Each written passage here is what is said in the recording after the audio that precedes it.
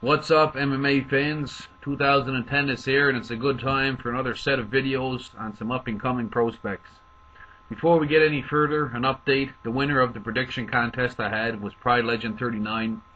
He went 9-1 on the fights I had listed, so congratulations to Pride Legend 39. Moving on, the sport now seems to be at an all-time high, with tons of fighters in all divisions, and there's so many new names I'd like to mention in all weight classes, but for now, we'll go with 10 new names to start out 2010. For me, the amount of up-and-coming heavyweights over the last year or two has grown considerably. So when any decent young heavyweight pops up, I usually give them a closer look. Which brings me to number 10 on the list, Travis Browne. 8 wins, no losses, 6 knockouts, 1 submission. 6'7", 250 pounds, NCFC fight team. He's a member of that association. Trains the likes of UFC veteran Eddie Sanchez, newcomer Joey Beltran. If you look up Browne's stats, you'll probably see he's 7-0. But on February 5th, he fought and defeated Tough 10 veteran A. Wagner with a devastating 8-second KO at Victory Fighting Championships 30. In his previous fight, he was victorious with a 9-second head kick knockout. And the fight before that, he defeated Matt Anderson with a 49-second knockout. That's 3 knockouts totaling 1 minute and 6 seconds in his last 3 fights.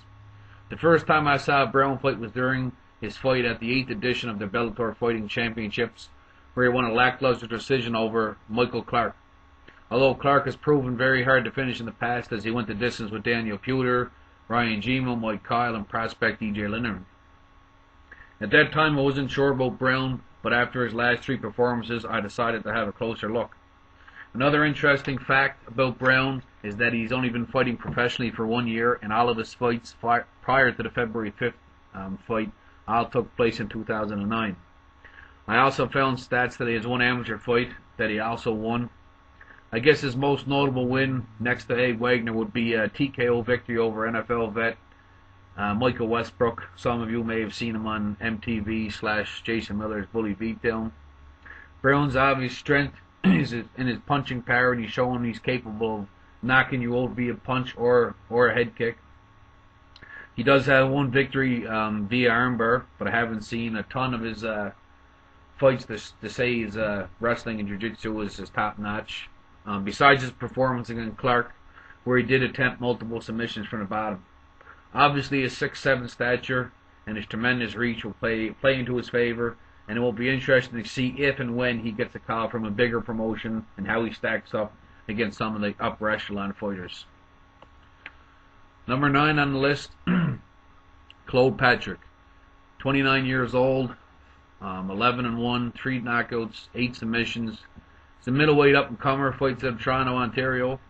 All his victories have come within the allotted time frame, and his only loss was a decision to UFC veteran Drew McFedery's way back in 2002. As with the previous fight I mentioned, his fight finder will probably show a 10-1 record, but he too fought on February 5th at Aggression MMA, where he won a not-so-impressive performance over Mike Marath. However, based on his previous performances, I felt he deserved a shout-out.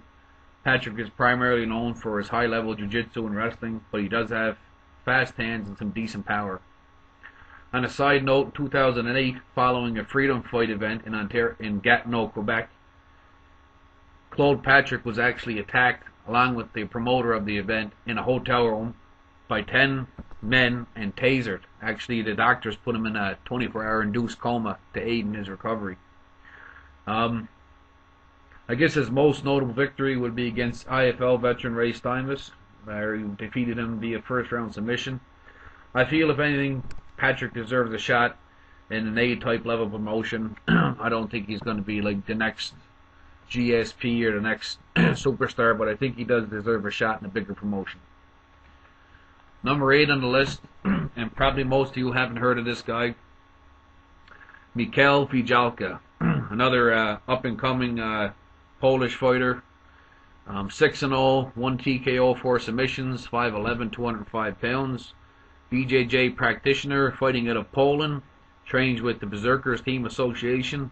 Highly touted up-and-coming fighter in Poland, as he made headlines when he defeated KSW Decalogue Tournament champ Dave Danglish at the Beast of East event in November 2009.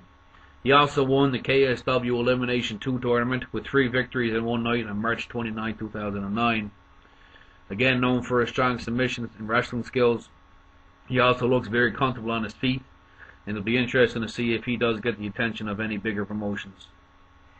Number 7 on the list, Jesse Bongfeldt, 20-3, 8 TKOs, 12 submissions, 29 years old, 5'11", 170, fighting out of Lethbridge, Alberta. Canadian Mixed Martial Arts Center, that's the association he trains with. Trains with the likes of Jason Day, Gerald Kilkenny. At one time, the media had proclaimed him as one of the best welterweights in Canada, and all the chatter has recently gone away. I don't see him ever being the next welterweight champion of the world in a major organization, but I do believe he deserves a shot in an A-level promotion. He has a big armbar submission victory over UFC veteran TJ Grant at TKO 32 in 2008. He has shown an excellent submission game and also KO power with decent striking. Look for Bongfeldt to get a call from a big organization in the near future. Number 6 on the list, Marcin Held. 5'9", 155-pound BJJ practitioner. And the biggest thing about this kid, he just turned 18 years old. So 8 victories and he just turned 18 is pretty impressive.